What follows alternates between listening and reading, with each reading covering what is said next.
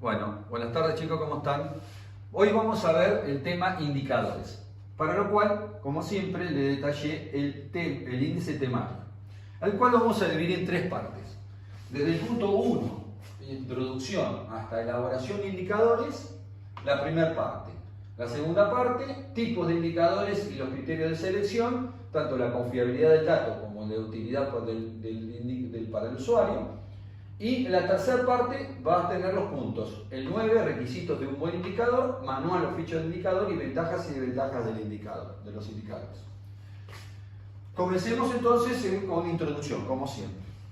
Tomando el conocimiento adquirido que ustedes tienen desde la primera clase de sistema de información, cuando vimos precisamente el tema de dato, cuando definimos dato, dijimos en ese momento que dato era la materia prima del sistema de información o el elemento a procesar por el sistema de información. ¿Para qué? Para obtener información útil.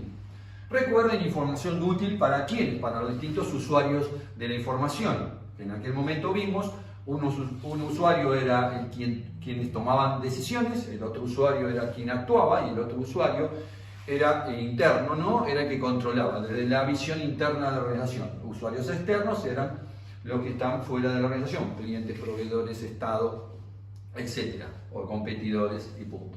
Bien, en función a esto, volvamos al tema del dato. El dato como elemento a procesar por el sistema de información, hoy lo vamos a utilizar de dos maneras. Hasta ahora lo utilizamos como en el control presupuestario. ¿Qué hicimos con el dato de las variables en control presupuestario? Construimos el parámetro y teníamos datos del parámetro y teníamos datos de la realidad. Con eso, ¿qué hacíamos? Confrontábamos y obteníamos el desvío. Después interpretábamos el desvío y se tomaban nuevas decisiones. Hoy vamos a utilizar el dato para construir los indicadores. Vamos a tomar datos de distintas variables para construir indicadores. Esos indicadores van a producir información. Por lo tanto, van a haber temas similares a cuando de la primera clase de sistemas de información. Obviamente, cuando ustedes veamos los criterios de selección, lo que leí recién, y los requisitos de un buen indicador, van a ver lo parecido a los criterios y a los requisitos de información útil. Obviamente, ¿por qué? Porque el indicador lo que va a tratar de producir, desde el punto desde cómo lo vemos nosotros en gerencial, va a producir información. Bien. Dicho esto, ahora vamos a ver los usos que le vamos a dar a los indicadores. El primer uso que le vamos a dar es de complementar los informes de actuación. Los informes de actuación que vimos, también como conocimiento adquirido en la clase de control y control de gestión. Y los informes que están viendo hasta ahora, que estuvieron viendo hasta hace poquitas clases. Esos informes de actuación son monetarios, como lo definimos en esa clase. Pero le podemos incorporar de 3 a 5 indicadores para complementar la información al responsable de esa actuación. ¿Para qué? Para darle mayor información para que interprete lo que está haciendo, la actuación, y obviamente con cuál es el propósito, mejorar su actuación. Bien, y el otro uso del indicador es construir el tablero de comando que los autores Kaplan y Norton lo diseñaron y lo implementaron.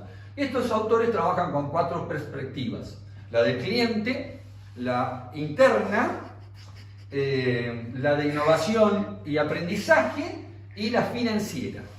Bien, no es el tema de la clase de hoy, por lo tanto esto se abordará en otro momento.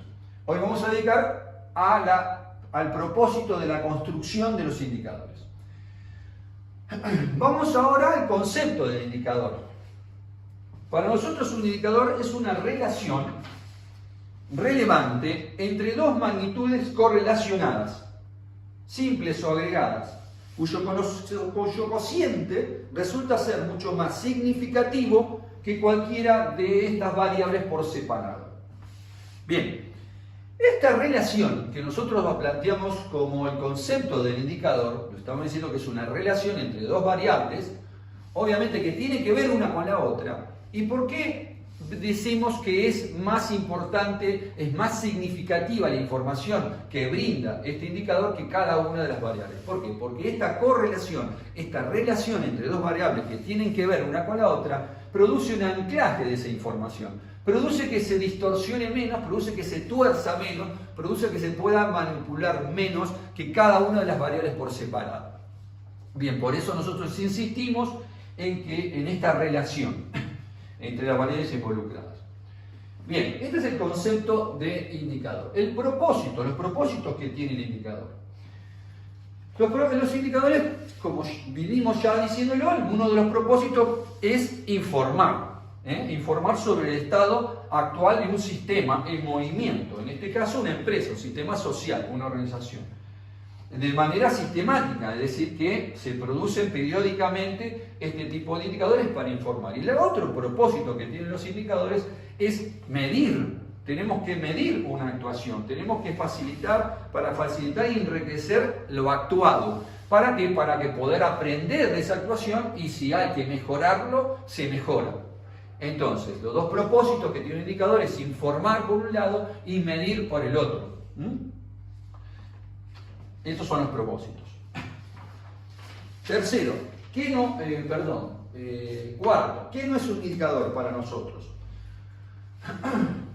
Ya lo venía diciendo, no es un indicador un dato aislado, es decir, un dato de una variable de forma aislada, para nosotros, para la cátedra de gerencial, no es un indicador. Ejemplo, cuando termina la temporada de verano, todas las temporadas de verano, el ente municipal de turismo siempre dice, de sus sistemas de información obviamente, cuántas camas se ocuparon en toda la temporada, cuántos turistas entraron por quincena y después cuántos turistas entraron, visitaron la ciudad durante toda la temporada estival.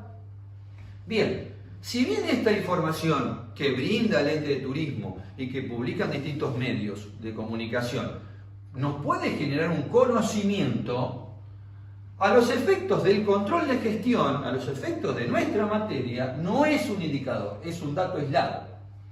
Para nosotros, y vuelvo a insistir, un indicador es una relación entre dos variables. ¿Por qué este dato aislado, aunque genere información para el que lo está recibiendo, para el usuario de la comunidad como nosotros, como habitantes de la ciudad? ¿Por qué no es indicador? Porque se puede sesgar, porque se puede torcer, porque se puede manipular para la conveniencia de quien está editando esta información. Bien, dicho esto, vamos a pasar a la fórmula del indicador. Para eso tengo que borrar el pizarrón. Vamos a continuar con el punto 5, fórmula. La fórmula del indicador es unos datos de la variable en el numerador, como estamos expresando en la definición que es un cociente, y los datos de la variable en el denominador. Bien, cuando ustedes construyen un indicador, van a diseñar un indicador, tienen que tener en cuenta dos condiciones de diseño. Las dos condiciones de diseño son, uno, que ya venimos trabajando, lo venimos diciendo durante la clase, que tienen que utilizar datos de variables correlacionadas, que tengan que ver una variable con la otra. Y la segunda condición de diseño es que tienen que tener en cuenta la homogeneidad de esas variables. Es decir, la homogeneidad, recuerden que es la uniformidad en la composición y en la estructura de la variable, que tengan la misma característica, la esencia, cualidades, etc. Bueno, perfecto. Ahora bien, si yo les digo a ustedes que pueden construir este indicador con variables en el numerador y denominador expresadas ambas variables en pesos, y ustedes me dicen si se puede construir un indicador utilizando pesos sobre pesos. Sí. ¿Podemos construir un indicador que diga pesos sobre unidades? Sí. ¿Podemos construir un indicador que diga unidades sobre pesos? Sí. ¿Y podemos construir un indicador que diga unidades sobre unidades? Sí. Siempre y cuando cumplen estas dos condiciones de homogeneidad. Las dos condiciones de diseño. Una es que sean variables correlacionadas y la otra que sean homogéneas. Insisto con esto porque siempre nosotros estamos viendo que las unidades, la homogeneidad siempre la referimos en términos de evaluación, cuando las variables tienen que estar evaluadas ambas a precio de venta o a precio de costo, y con respecto a las unidades físicas lo mismo.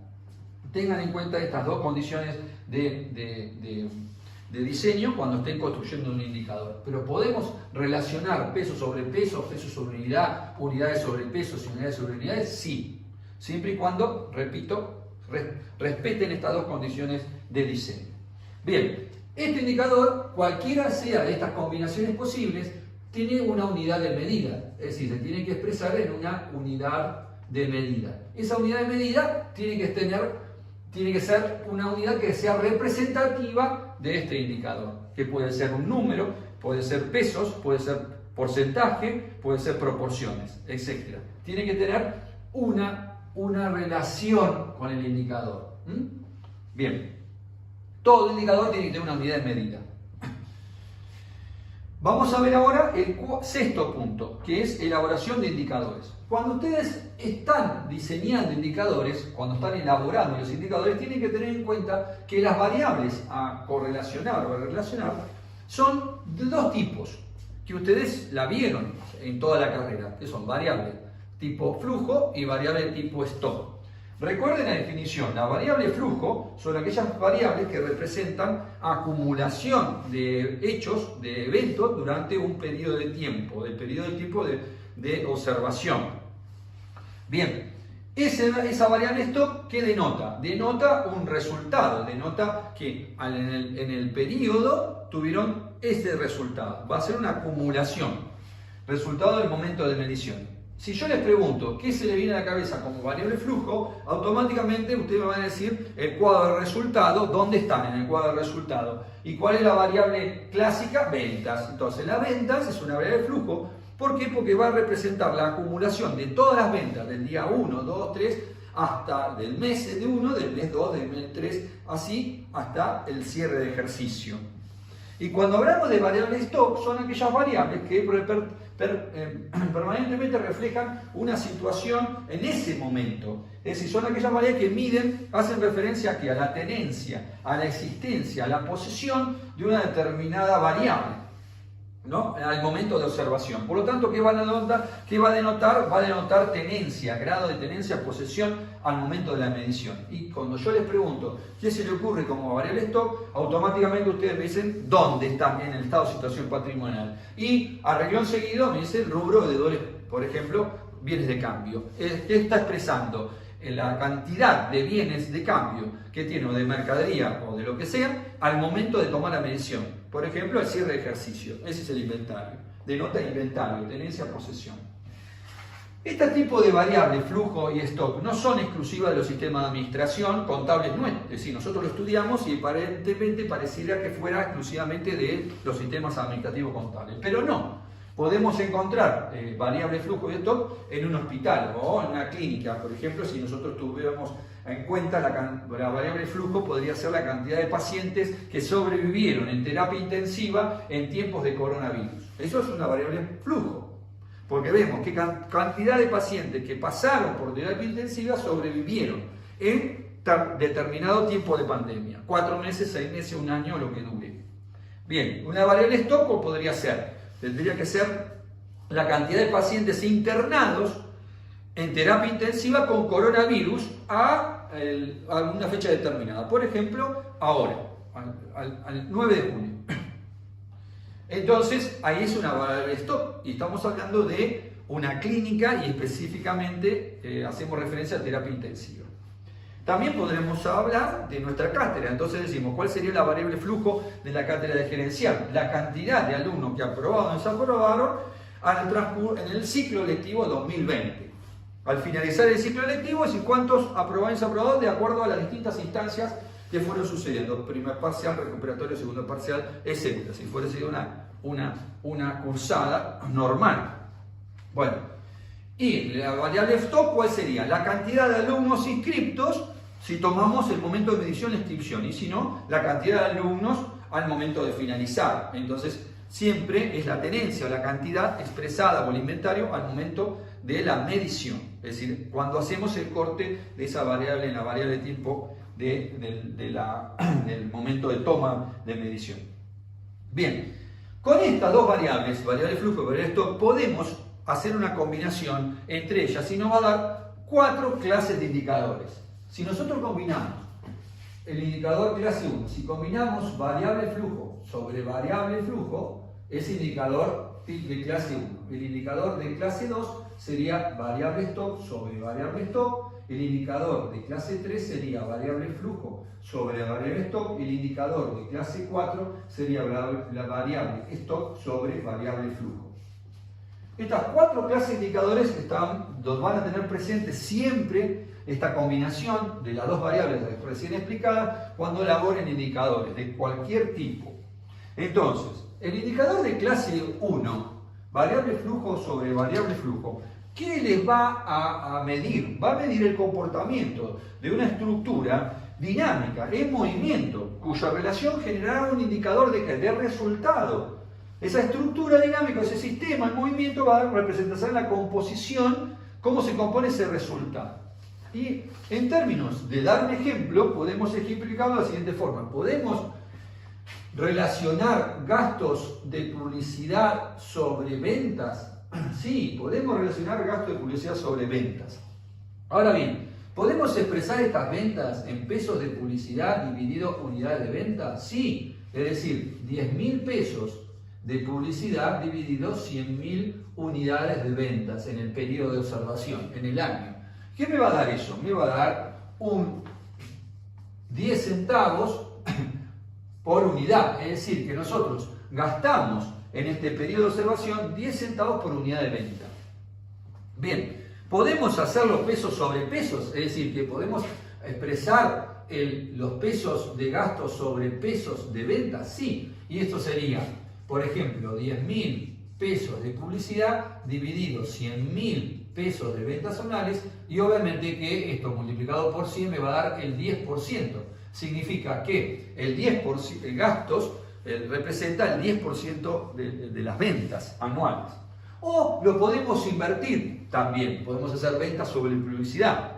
Y si hacemos ventas sobre publicidad, ese número me va a dar 10. Ese 10 va a ser veces, de las veces que contiene ventas a publicidad en el periodo de observación.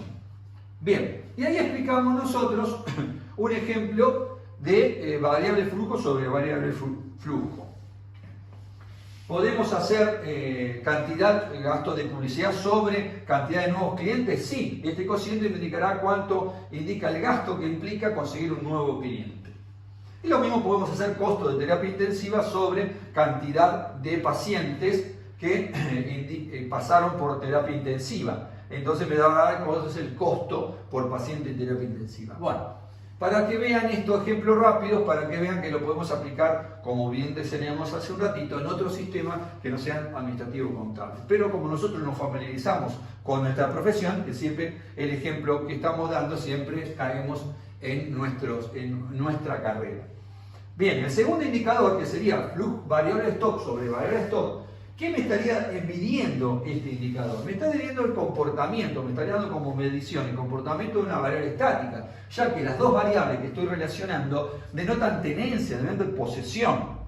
¿Sí? Entonces, el grado de tenencia de las mismas capturadas al momento de la trayectoria que yo la estoy midiendo. Y generalmente, ¿qué puedo relacionar acá?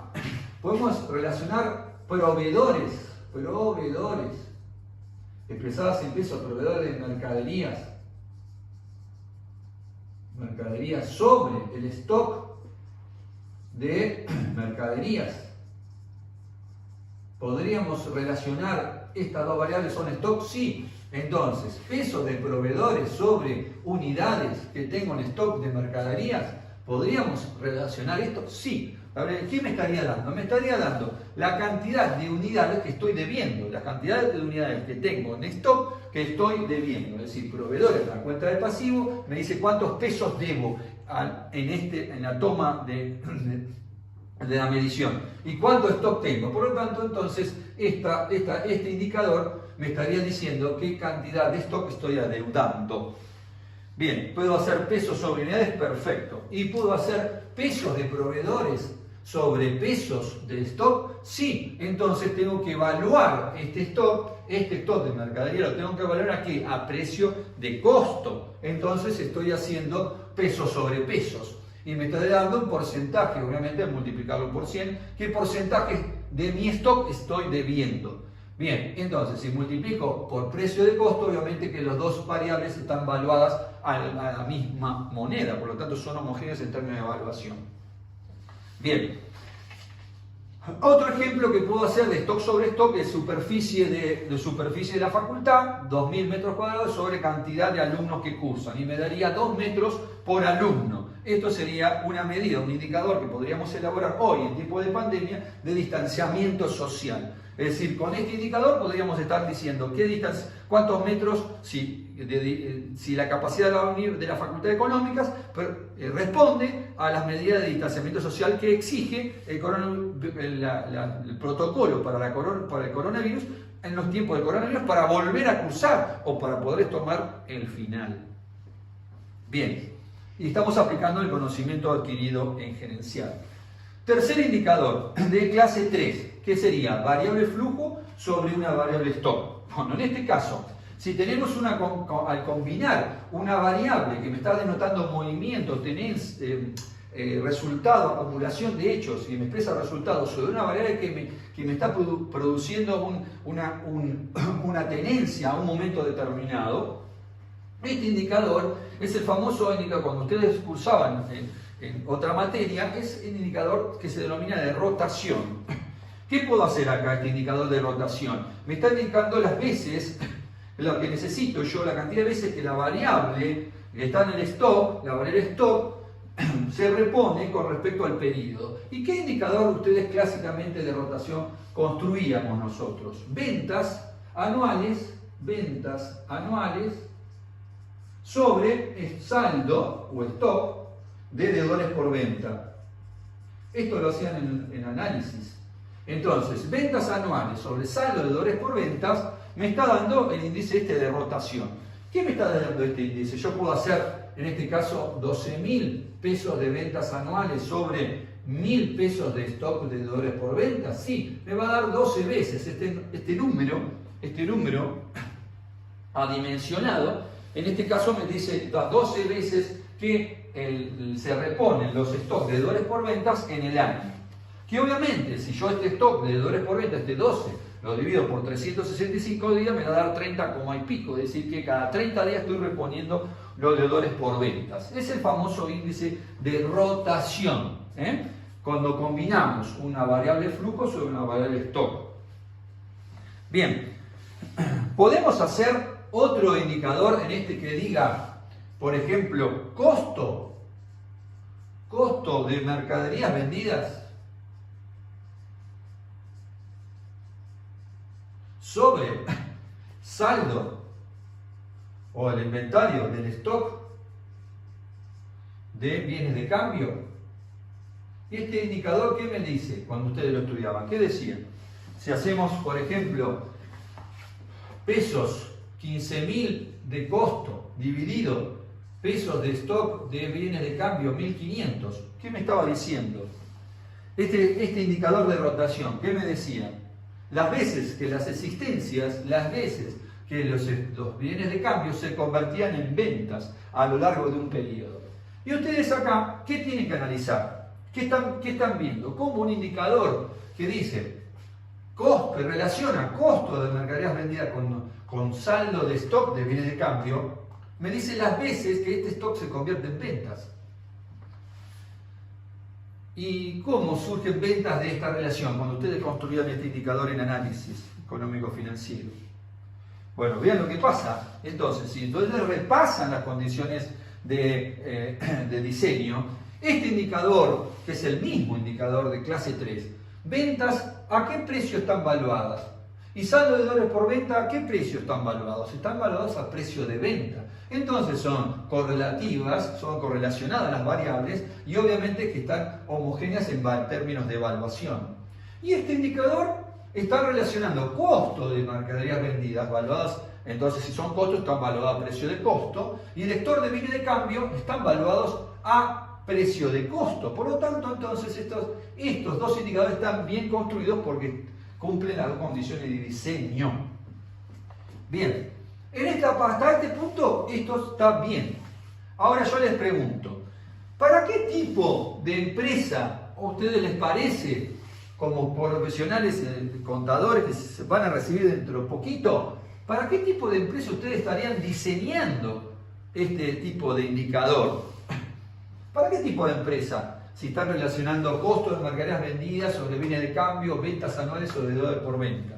Para una empresa comercial, ¿y estarían bien diseñados? Sí, estarían bien diseñados, estarían cumpliendo con su profesión.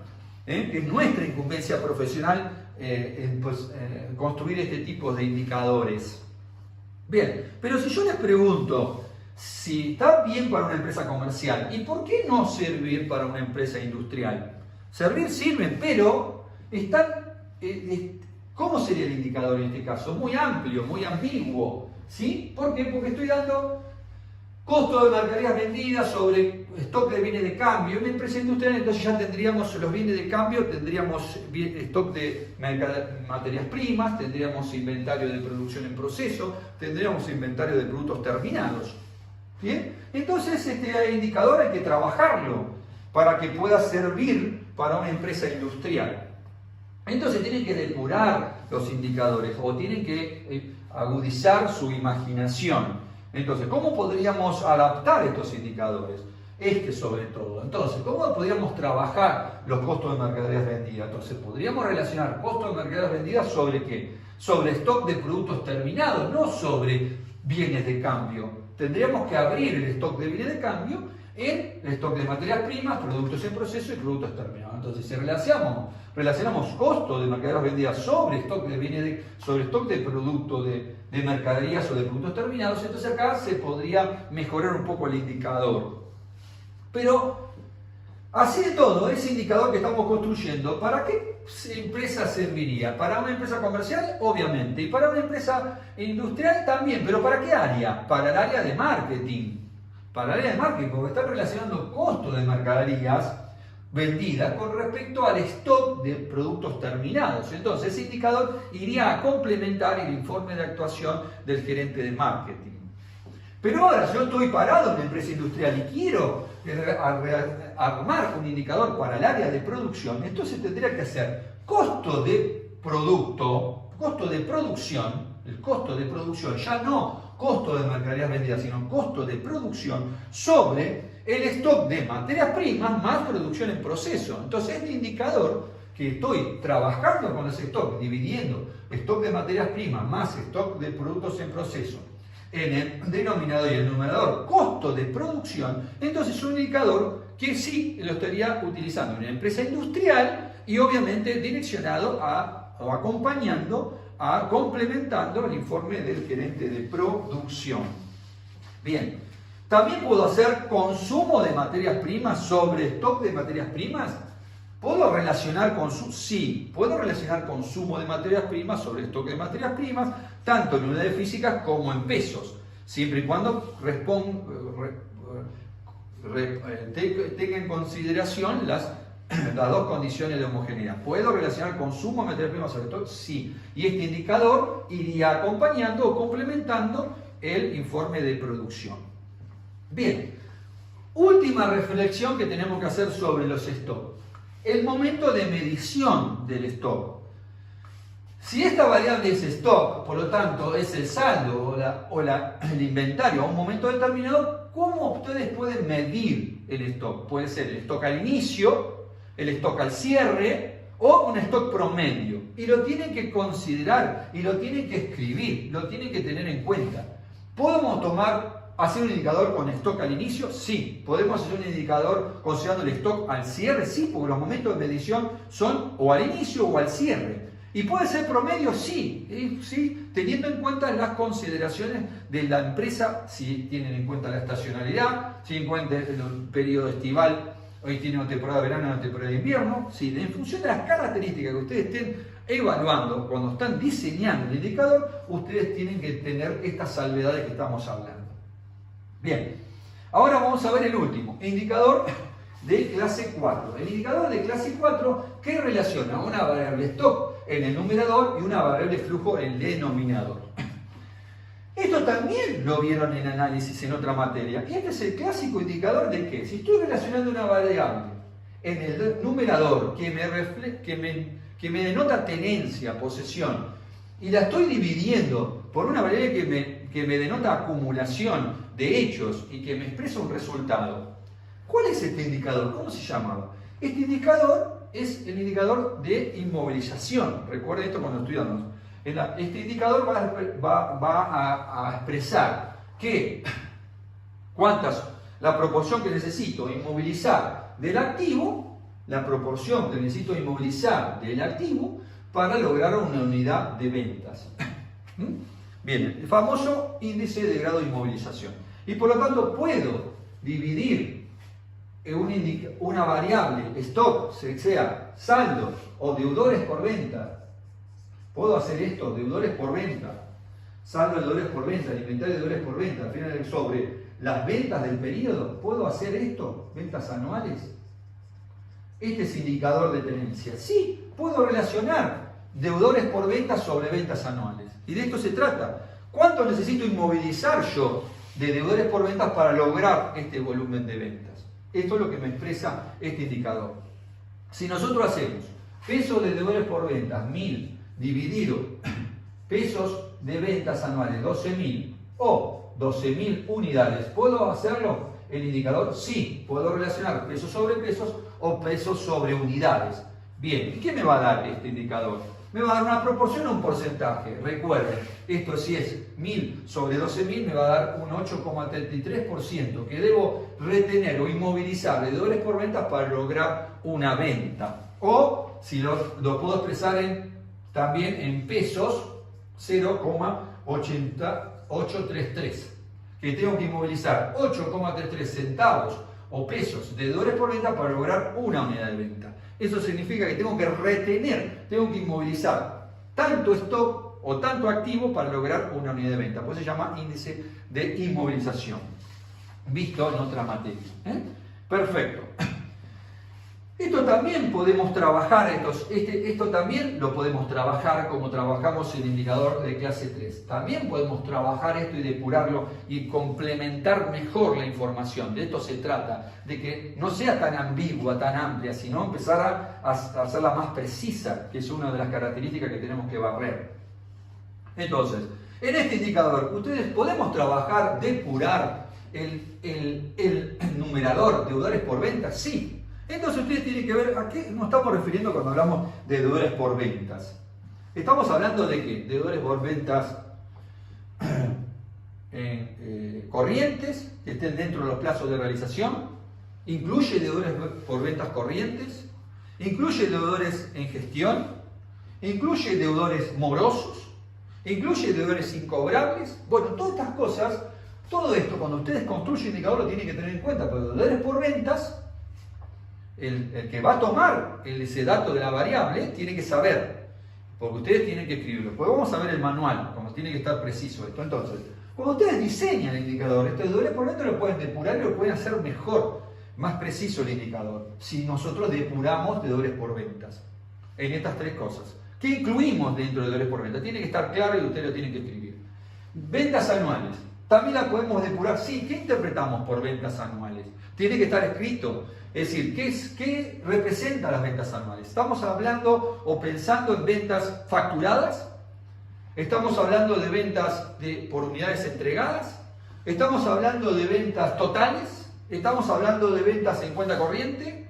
¿O estamos hablando de ventas al contado o de tarjeta de crédito? Bueno, lo que ustedes estén pensando al momento de diseñar lo tienen que escribir. Es decir, estos hay que depurar. Cuando más depuren las variables involucradas en la confección del indicador, más perfecta es y más calidad tiene la información que brinda este indicador.